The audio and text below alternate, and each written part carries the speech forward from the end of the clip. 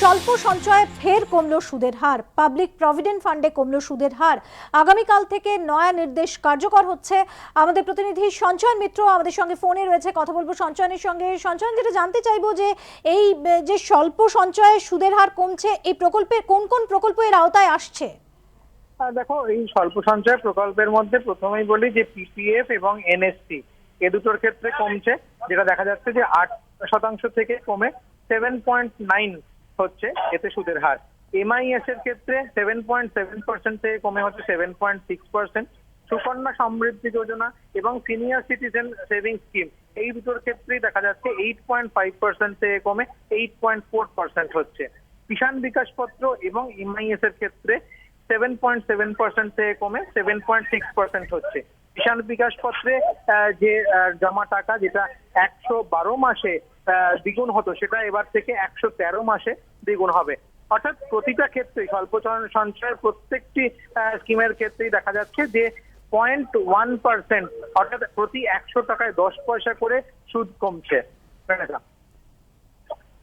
সঞ্চয়ন, তুমি আমাদের সঙ্গে থাকো। আমরা দর্শকদের আরো একবার জানিয়ে দেবো, স্বল্প সঞ্চয়ে ফের কমলো সুদের হার। পাবলিক প্রভিডেন্ট ফান্ডে কমলো সুদের হার। আগামীকাল থেকে নয়া নির্দেশ কার্যকর হচ্ছে। প্রতি 100 টাকায় 10 পয়সা হারে সুদ কমলো। এই মুহূর্তে আমাদের সঙ্গে অর্থনীতিবিদ সুমন মুখোপাধ্যায় রয়েছেন, কথা বলবো তার সঙ্গে। সুমন বাবু, স্বল্প সঞ্চয়ে ফের কমলো সুদের হার এবং এর আওতায় পিপিএফ, এমআইএস এবং সুকন্যা সমৃদ্ধির মতো যোজনাও কিন্তু রয়েছে, প্রকল্পও কিন্তু রয়েছে। মধ্যবিত্তের উপর এর কতটা প্রভাব পড়বে বলে আপনি মনে করছেন? এটা সুপরিকল্পিতভাবে বহুদিন ধরেই চলছে।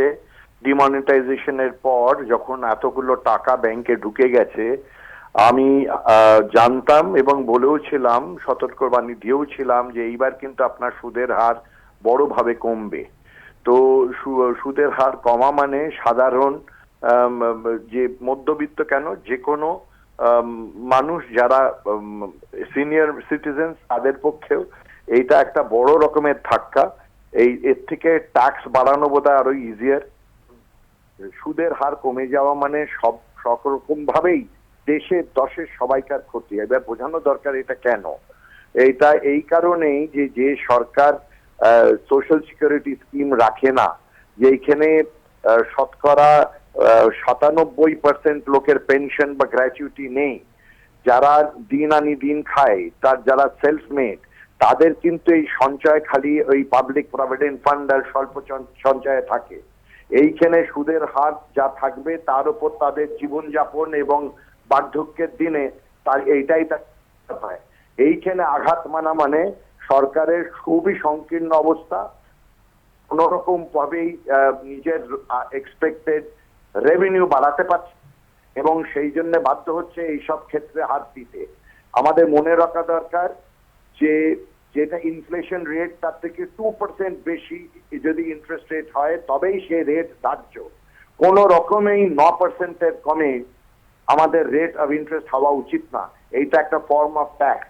তৃতীয়ত, যে আমাদের দেশে এককালে আমরা বরাবর ভাবতাম সেভিংস বাড়াবো, সেভিংস রেট বাড়াবো, যেখানে চাইনা 55% সেভিংস রেট, ভারতে সেটা 30-এর তলায়, অনেক তলায় চলে গেছে 28%। অর্থাৎ চাইনা আমাদের থেকে দ্বিগুণ বেশি বচত করছে। আমরা এখন এমন সব ইকোনমিস্টের আদর্শে এগোচ্ছি যে আমরা মনে করছি দেশের প্রগতি খরচার ওপর, কনজামশন ওপর ডিপেন্ড করে এবং সেভিংস এর ওপর নয়।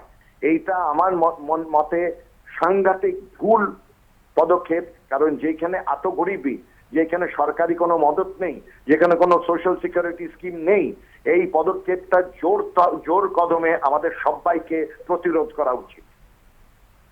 ধন্যবাদ আপনাকে। আমাদের সঙ্গে অধ্যাপক দেবাশিস সরকার এই মুহূর্তে ফোনে রয়েছেন, কথা বলবো তার সঙ্গে। দেবাশিস বাবু, স্বল্প সঞ্চয়ে সুদের হার কমেছে এবং আগামীকাল থেকেই এই নয়া নির্দেশ কার্যকর হচ্ছে এবং এর আওতায় পিপিএফ, এমআইএস এবং আরো বিভিন্ন প্রকল্প রয়েছে, সুকন্যা সমৃদ্ধির মতন প্রকল্প রয়েছে। কি বলবেন আপনি, সাধারণ মানুষের ওপর এর কতটা প্রভাব পড়বে?